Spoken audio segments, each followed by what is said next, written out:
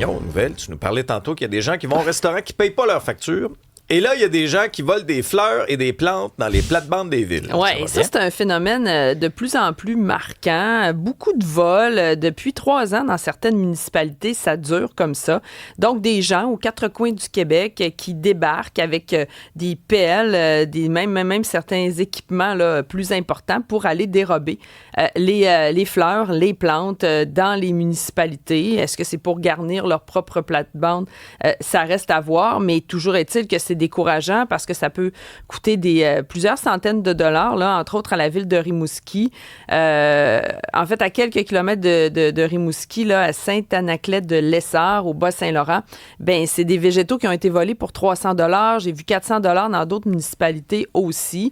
On a recensé là, du côté du journal depuis le début de l'été là, plus d'une dizaine de villes québécoises qui fustigent sur les réseaux sociaux des individus qui volent leur plate-bande financés par les contribuables. Donc, Waterville, Quaticook, Bedford, Contrecoeur, Rouyn-Noranda, tu sais que c'est partout au Québec. Et c'est ça, c'est en progression, puis c'est dénoncé vertement. Fait que les gens se disent, hey, je paye des taxes, moi, sur ces fleurs-là, t'as peu. C'est ça, je vais aller chercher. On va creuser. C'est super. Non, mais il faut avoir du front tout le tour de la tête quand même. C'est incroyable. Je sais pas dans quel genre de monde on est en train de vivre. C'est bizarre.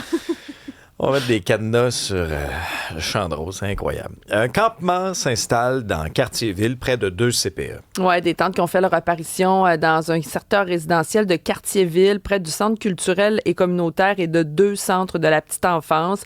Il y a certains citoyens, évidemment, qui s'inquiètent de cette nouvelle présence-là. Du côté des occupants, ce qu'on dit, c'est qu'on a eu la permission de rester là jusqu'à au moins l'hiver, là, si on respecte certaines consignes. Notamment, on leur demande de ne pas consommer de drogue ni de boissons, de pas d'allumer des feux de camping, de rester tranquille.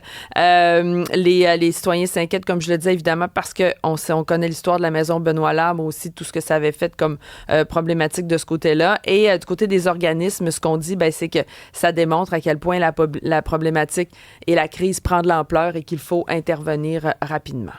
À la météo, Isabelle, est-ce que, coudonc, c'est encore de la pluie? Il me semble à chaque jour, c'est du 15-20 mm de pluie. Dans le nord du Québec, il fait beau. En Abitibi, c'est là qu'il faut aller. C'est beau.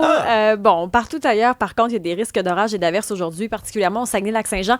Il y a encore des avertissements de pluie en vigueur au Saguenay, mais ça devrait être levé au cours de la journée. Là, on attendait localement jusqu'à 100 mm d'eau. Sinon, des risques d'orage encore cet après-midi. C'est très incertain là, pour essayer de prévoir des activités à l'extérieur.